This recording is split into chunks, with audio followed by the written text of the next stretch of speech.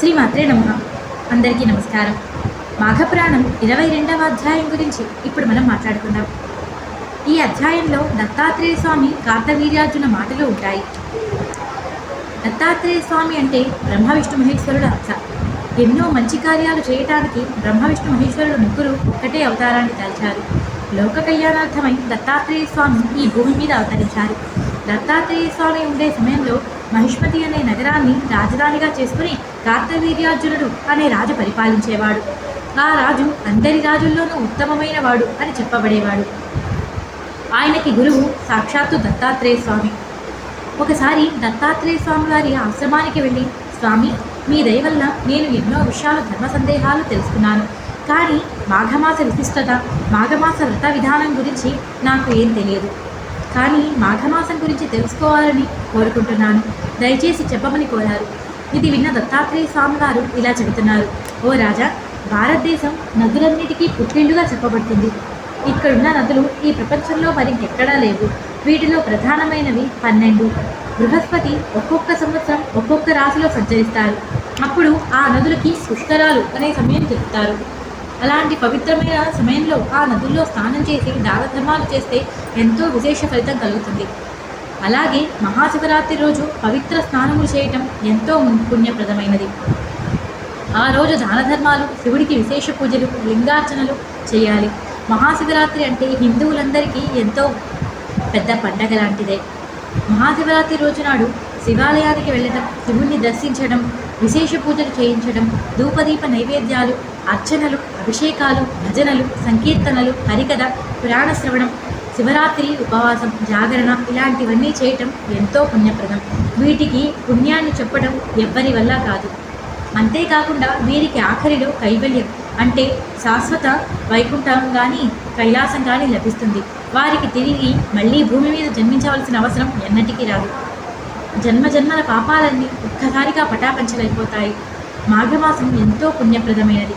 అందులోనూ ఈ మాఘమాసంలో వచ్చే మహాశివరాత్రి చాలా మహత్యం కలిగినది.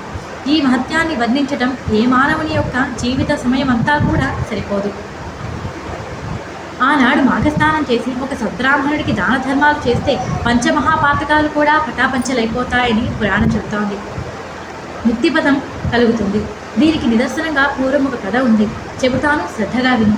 పూర్వం గంగా తీరమునకు ఉత్తర భాగంలో భాగ్యనగరం అనే ఒక పట్టణం ఉంది. అక్కడ ఉన్నవారంతా ఎంతో ఐశ్వర్యవంతులు. అక్కడే హేమాంబరుడు అనే ఒక వైశ్యుడు ఉండేవాడు. అతడు ఎంతో భాగ్యశాలి, చాలా డబ్బు ఉన్నవాడు. అతడికి 2 కుమారులు. అతడెప్పుడు డబ్బు సంపాదించడం మీద నిపుణుడై ఉండేవాడు. ఎంతో తెలివిగా డబ్బు సంపాదిస్తూ ఉండేవాడు.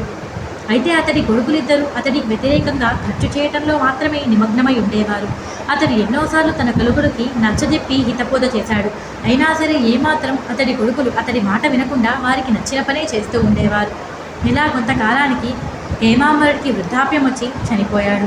అతని 2 కొడుకులు అతని ఆస్తిని సమానంగా తీసుకుని వారు ఇష్టానుసారంగా గడపడం మొదలుపెట్టారు. 2 చెడు సావాసాలు పట్టిపోయారు. 2 పాడైపోయారు. ఎప్పుడు విలాసాలు చేయటం, విహారాలు చేయటం మీద వారికి ఎంతో కుతూహలం ఉండేది. వారిద్దరూ వ్యభిచార గృహాలకి ఇష్టంగా వెళుతూ ఉండేవారు. కులాన్ని భ్రష్టు పట్టించారు. చిన్న కుమారుడు ఒక అమ్మాయిని ఇష్టంగా వ్యభిచారి గృహంతో ఉండేవాడు. ఆ గృహంలో ఆమెను కలవటం కోసం రోజు గంగానదిని దాటి ఇటు అటు వెళుతూ ఉండేవాడు. ఇలా కొంతకాలం గడిచిన తర్వాత ఒకసారి ఒక పని మీద పెద్ద కుమారుడు అడవికి వెళ్ళి పులి చేత చంపబడి మరణించాడు. ఇలా చిన్న కుమారుడు కూడా ఆమెను కలవటానికి ఆమె దగ్గరికి వెళుతూ ఉండగా పాము కాటు వల్ల చనిపోయాడు. 2 ఒకేసారి చనిపోవడంతో యమదూతలు వచ్చి వారిద్దరిని తీసుకుని చిత్రగుప్తుని ఎదుట నిలబెట్టారు. చిత్రగుప్తుడు వారిద్దరి పాపపుణ్యాల చిట్టాలు తీసి పరిశీలించడం మొదలుపెట్టాడు. అలా పరిశీలించిన తర్వాత పెద్ద కుమారుడు చేసిన పాపాలకు నరకంలో పడివేయమని ఆజ్ఞాపించాడు. ఆ తర్వాత చిన్న కుమారుడికి మాత్రం స్వర్గాన్ని ఇవ్వమని చెప్పారు. స్వర్గలోక ప్రాప్తి కలిగిందని విన్నవించారు. ఇది విన్న పెద్ద కుమారుడు, అయ్యా, మేమిద్దరం అన్నదమ్ములం, ఒకే తండ్రి బిడ్డలం, ఇద్దరం ఒకే పాపం చేశాము, ఒకేలాంటి నరకం మాకు ప్రాప్తించాలి కదా. తమ్ముడికి స్వర్గప్రాప్తి కలిగిందని చెప్పడం న్యాయమా? మేమిద్దరం చేసిన పాపానికి ఇద్దరికీ ఒకటే శిక్ష కలగాలి కదా. మరి అతడికి స్వర్గం, నాకు నరకం ఎలా ప్రాప్తించింది? ఈ వ్యత్యాసం ఎలా కలిగిందని చెప్పారు. అప్పుడు చిత్రగుప్తుడు ఇలా అంటున్నారు, ఓయి పాపపుణ్యాత్ములు నిర్ధారించడంలో ఇక్కడ ఏ విధమైన పక్షపాతం ఉండదు. న్యాయాన్యాయాలు జరగటం అనేవి ఏవి ఉండవు. ఇక్కడ ఒకటే రకమైన శిక్ష అందరికీ ఉంటుంది. ఎవరు చేసిన పాపాన్ని బట్టే వారికి శిక్ష కలుగుతుంది. అదే ఇక్కడి న్యాయం. అంతేగాని ఒకరిని ఎక్కువ ఒకరిని తక్కువగా చూడటం ఏమాత్రము జరగదు. మీ తమ్ముడు రోజు ఆమెను కలుసుకోవటానికి గంగానది తీరం పైన వెళుతూ ఉండేవాడు. అలా వెళ్ళేటప్పుడు పడవపై ఆ నీటి బిందువులు, గంగానది నీటి బిందువులు అతడి నుదుటిపై పడేవి. దానితో అతడు చేసిన పాపములన్నీ పోతూ ఉండేవి.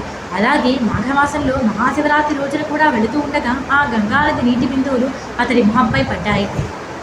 అది మాఘమాసం కావటం, ఆ రోజు మహాశివరాత్రి కావటం వల్ల అతడి పాపాలన్నీ తీరిపోయి అతడికి స్వర్గం ప్రాప్తించింది అని చిత్రగుప్తుడు చెప్పారు. ఈ మాటలన్నీ విని అతడు దానికి సమాధానపడి, నేను బ్రాహ్మణుడై కూడా ఇన్ని అపవిత్ర పాపాలు చేశాను కాబట్టి నాకు ఇలాంటి శిక్ష వచ్చిందని అనుకుని పెద్ద కుమారుడు నరకానికి వెళ్ళిపోయాడు. చిన్న కుమారుడు మాఘమాసం అంత మహత్యం ఉందని తెలుసుకొని చిత్రగుప్తునికి నమస్కరించి స్వర్గానికి చేరుకున్నాడు. మాఘమాసంలో నదీ స్నానం ఆచరిస్తే ఎంత ఫలితం వస్తుందో విన్నావు కదా. కాబట్టి తప్పకుండా మాఘమాస స్నానం ఆచరించాలి అని దత్తాత్రేయ స్వామి కార్తవీర్యార్జునుడికి వివరించారు. ఇక్కడితో మాఘపురాణం 22వ అధ్యాయం సంపూర్ణం. 23వ అధ్యాయంతో మళ్ళీ కలుసుకుందాం. నేను చెప్పిన తీరు మీకు నచ్చినట్టయితే వీడియోకి ఒక లైక్ చేయండి. మన ఛానల్ని చూడటం ఫస్ట్ టైం అయితే సబ్స్క్రైబ్ చేసుకోండి. పక్కనే ఉన్న బెల్ సింబల్ని ఆన్ చేసుకోవడం మర్చిపోకండి. అక్కడక్కడ కొంచెం మిస్టేక్స్ వచ్చినట్టు అనిపిస్తే ఏమనుకోకండి.